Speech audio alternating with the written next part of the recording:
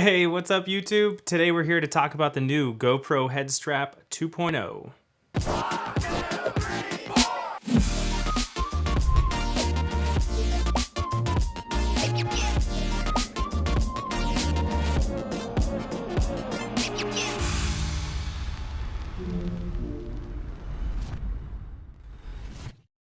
All right, we're gonna get right at it, right out the gate. Should you buy the GoPro Head Strap 2.0? And the answer is yes, a resounding yes. If you don't already have the GoPro Head Strap, I would highly suggest the Head Strap 2.0. It's like one of the most classic, iconic views that the GoPro has ever provided. Just by looking at it, it's a pretty significant upgrade from the original head strap. This original head strap was the mount that put GoPro on the mark. Having that point of view perspective right from the middle of your forehead, from whatever sport or activity you were doing, it really made for some of the most wild POV the world has ever seen from such a small action camera. People know GoPro for the iconic footage and the crazy, rugged, durable little action camera that it is, but it's also the mounts and ecosystems that put those cameras in those situations that really proliferated the brand and the brand awareness. The head strap being right at the top of that list. If you remember back to the days of the Hero 2, it was sold in a few different configurations. The head strap was by far the best-selling GoPro Hero 2 configuration out there. Now there's a few different ways that GoPro has enabled you to achieve that POV mount, the most iconic of which are the curved and flat adhesive mounts. That curved adhesive mount is perfect for the curvature of your helmet, usually like the Pro Tech helmets or any like skateboarding helmets, to put the camera right up front and to basically give your viewer the same angle as your eyeballs when you captured the footage. Now, a much lesser known mount that came up in the same era was the vented helmet strap mount. And if you had a vented helmet, you could feed these straps between the vents and loop it back into itself, and it gave you that same quick release style buckle plate to get the camera in and out with a quick release buckle attached to the bottom. If you didn't have the ability to stick the adhesive or use the vented helmet straps, you would use the head strap mount. And this mount was great for what it was. Adjustable straps, and not just around the top. You know, if you have a little bit heavier of a camera hanging out in front of your forehead, it would sag up and down if it weren't for this top strap, which is also adjustable. Now, the genius of this head strap mount was the plate. It was soft enough up front and also had the classic attachment to mount any sort of GoPro with a thumb screw.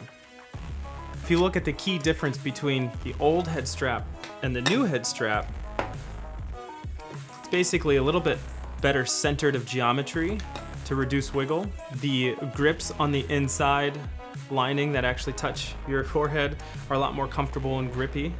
The straps are also adjustable, just like the last head strap, but the key benefit here is the ability to remove this top strap very quickly and conveniently should you want to just rock the headband style. It was very hard to do that on the old head strap, but super easy to do it on this new head strap. How goofy do I look already? And that's half of this mount, is the integrity. You know, you have to be willing to get past what people think of you while you're getting the cool angle that you're getting. Hopefully it's cool. You could take it one step further and actually remove this clip now from the head strap and just use it as a simple clip. In the past, when you went to purchase the old head strap, it would come with the quick clip, which was yet an additional mount to kind of make up for the shortcomings of the head strap. It's basically just a clip that you can put on the brim of a hat or shoulder strap of a backpack.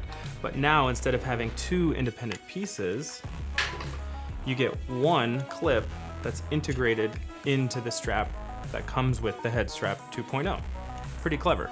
If you're familiar with other GoPro products, you'll realize that if you can take the simple thumb screw and finger lock system, you can actually take the light mod and use it as a headlamp. With a quick swap of the light mod using its removable base, you can put the 2 fingers system into the 3 fingers, attach it with a thumb screw, and boom, you've got a headlamp basically made by GoPro. It's actually been pretty handy. I don't find myself using it all the time, but it is brighter and can be diffused more so than my regular headlamp, which is cool. I actually have used it in the garage and for nighttime projects and activities and walking in our crawl space. It's a little cooler than a head strap, but still, like, cool is all relative here. Now when you have the head strap all mounted up with the top strap and everything, it actually does provide a pretty secure mount. I wouldn't get too extreme with it. I have seen friends of mine like go snow skiing with even the head strap top piece, and when doing terrain park jumps and whatnot, I've seen it come loose and wobble. The footage that comes from the mount has gotten a lot better in previous years just with the advent of hyper smooth and the image stabilization that comes out of GoPro. But still, the risk of losing your camera is still there with a head strap. It's not like it's securely fastened to your helmet or your head. So be careful there. I always advocate wearing a helmet when you're skiing and snowboarding. But if you find yourself not wearing a helmet, I found that the head strap in combination with a beanie can be one of the more low profile ways to mount a camera. Still kind of looks a little goofy without the goggles, but you get the idea. So again, if you take this front clip off of the head straps itself, it does just become a simple clip that you can, put on your waistband, your backpack strap. I've even seen some people take it and put it on the brim of a hat and get away with using the brim on their hat cam. Again, cool is all relative here. Maybe this is your style more so than the beanie configuration or having the camera on your helmet. But still, if it's a means of making footage, get after it. If you take the clip and slide it up on the snapback, you can actually get away with you're still going pro with a forehead camera, but it's a whole lot better than it was.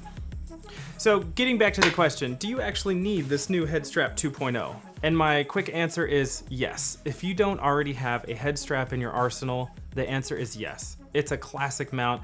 It gets that classic POV footage that we are all after. It's really an iconic mount for GoPro. It's mainly designed for like low impact stuff. I use it all the time for like playing with my kids, riding my skateboard, fishing would be a great example, hiking on a trail. Once you start getting into the more action intense sports, like doing backflips and front flips and stuff, you might notice that it's not the most ideal mount, that you can still get away with it. But all in all, if you don't have a head strap already, the GoPro Head Strap 2.0 is a significant upgrade and will create some excellent content with some awesome angles. Yeah, and if you haven't already checked them out, GoPro is making this limited run of Melin hats. They're water wicking. It's got a cool floral interior that even says designed in California. It's very Apple-esque of them. For me personally, it's a little big up in the trucker section up front. Not terrible for me, but I've seen other people wear it a lot better than myself. I barely get away with rocking the backwards version of it. What do you think? Would you get the GoPro Edition Melin hat? Seems pretty sweet. Another closing thought I had about this head strap is, God forbid you were ever to lose your camera with a different off-brand head strap mount. You call GoPro and you say, hey, I was using a third-party mount and I lost my GoPro, can you help replace it? They're oftentimes gonna say sorry. They're much more likely to replace it if it's all within the GoPro ecosystem of things. Something to consider. All in all, I think this is a super solid mount and I'm definitely gonna keep using it. If you have any questions or are digging around for any further information, hit me up in the comments. I hang out down there quite a bit. My company is currently running some specials on video editing. If you need your content edited or you have 360 footage sitting around that you don't know how to reframe, hit us up. We'd be more than happy to walk you through it or edit your footage. It's fullcircle.video. That's Full Circle Streaming and Digital, and our website is fullcircle.video. If you got something from this video, consider giving a like. And if you want more of this type of content in the future, maybe even consider subscribing. But hey, if that's not for you, that's cool too. Until next time, friends, peace.